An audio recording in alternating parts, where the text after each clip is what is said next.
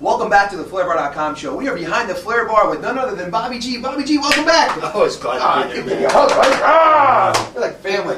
So we were just talking about whiskey, and you got me really excited about whiskey Manhattans, but what is the trend and what's hot with whiskey right now? Well, you know, one of the laws of bourbon, other than it's got to be made in the United States, predominantly corn, and then, you know, your distillation heights, what age you can put in that barrel, by law, must be a new charred oak barrel. And that is the key ingredient to any whiskey. Because when you look at this whiskey, you look at that rich, dark color, that is all coming from the wood. When this whiskey comes off the still, it's as clear as water. It goes into that barrel, and that interaction in and out of that barrel is what's bringing 70, 60, 70% of all the flavor and all of that color. That's what's coming from that. And today we're seeing a lot of trends throughout all spirits categories of aging in woods. Mm-hmm. Some of you out there may have tried to do some barrel-aged cocktails in some small barrels. Really hard to do, really hard to get consistent flavor. But another way of bringing in flavors is infusing it with other woods. So what we do with Maker's Mark is we take a fully matured Maker's Mark, we will take that barrel apart and dump it into a container and set them side by side, take the end of that barrel off. Inside of it, we will suspend 10 seared French oak stapes. Put the barrel back together, put that same whiskey back into that barrel, and age it again for another 8 to 12 weeks. And we can only do this in the winter months. Why is that? Because in the summer months, it's so hot, and the wood is opening up, and the whiskey's getting in, and we get too much saturation. Okay. That kind of gives it more than what we're looking for. Because when they decided to make a new product with Makers, you know, they said, at the distillery, we do tastings with under-matured, fully matured, and over-matured. So we couldn't come out and say, hey, here's an extra aged Maker's Mark, because then people are going to go, oh, wait a minute, didn't you say that's over-matured, it's not right. So they came up with this process, and it was Brad Boswell of Independent Stave Company, the man who makes our barrels, that came up with this flavor profile number 46, using seared French oak in addition to the American white oak. So while Maker's Mark is a softer style of bourbon, it's a wheated bourbon, not rye in the mash bill, it has wheat. So you got corn, red winter wheat, and barley, malted barley. Mm-hmm. It's a front of the tongue kind of taste sensation with the Makers. So the Makers keeps it front of the palate, sweet, full flavor. Makers 46 stays there on the front of the palate, but adds some extra spice that's coming from that French oak. I love every time Bobby's on because I learn so much. I'm so captivated. Hopefully you guys are appreciating it just as much, but I'm sorry to cut you off, Bobby. No, not at all. So I'm going to take our basic Manhattan recipe, and my favorite way of teaching the Manhattan is 3, 2, 1. So I'm going to go 3 parts of my whiskey, 1 part of my sweet vermouth, and 2 dashes of bitters. So actually that's 3, 1, 2. I said. So we're going to go. I know now it's popular in some areas now to use what they call the area code method. The area code of Manhattan is 2, 1, 2. Okay. So they'll do 2 parts whiskey, 1 part vermouth, and 1 dash of bitters. I think the whiskey should be the star, so I want 3 parts of whiskey, 1 part of vermouth, and 2 dashes of bitters. So whoever knows the area code of 312 and text us right now, you get a free bottle of Makers on me. Well, good, because I can't do that. All right, so we're going to start. 2 dashes of Angostura bitters right into our glass. 1 part of, I'm using Martini and Rossi sweet vermouth. I really like what Martini and Rossi brings to the Manhattan. A subtle sweetness, a little bit of fruit, not overpowering.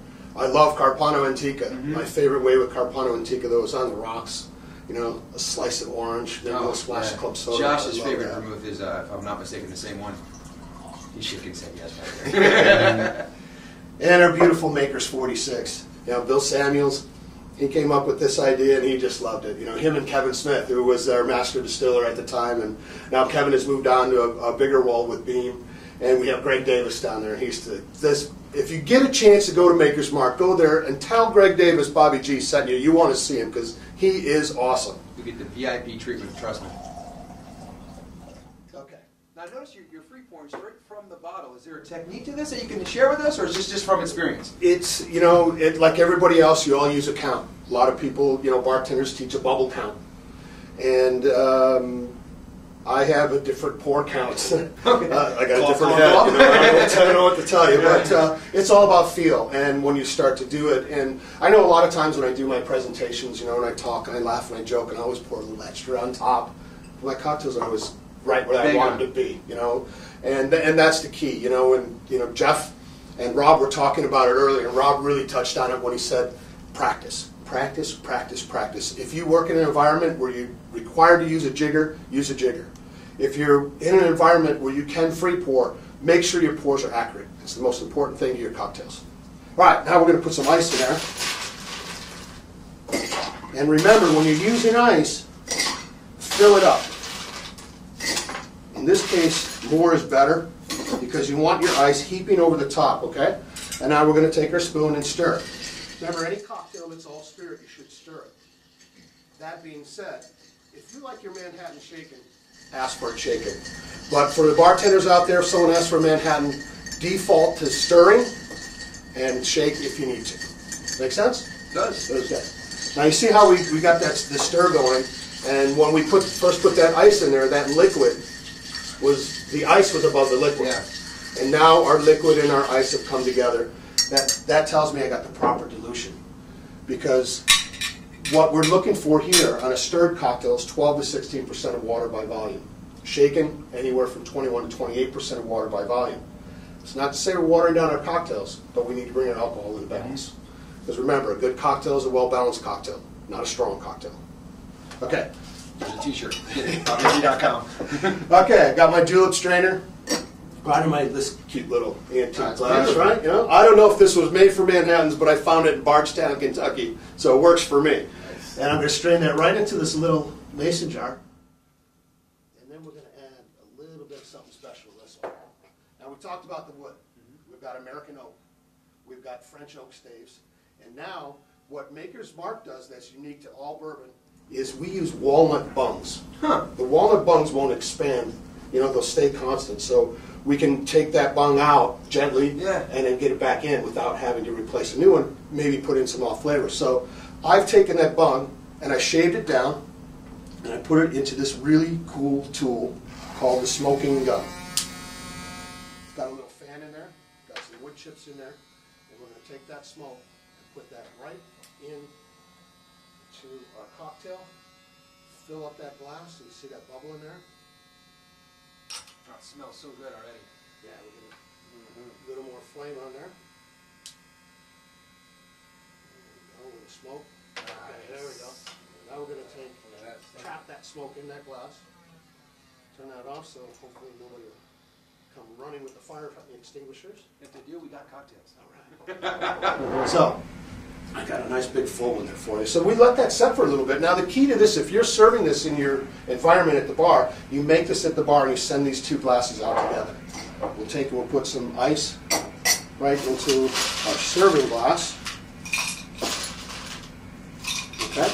Now you as the guest get the opportunity to open up what a that nice cocktail. presentation. And when you're at the table, this smoke will stay in there for 6 to 8 minutes. So you open that up and pour it right into the look at that. smoke coming out. How do you say no to that? And as always, Bobby G, a perfect pour. It was a big one. And then to accent that just a little bit more, but actually let's do a little experiment. What I'd like you to do, Rob, give that a smell and a taste. Tell me if you can pick up the smoke on that.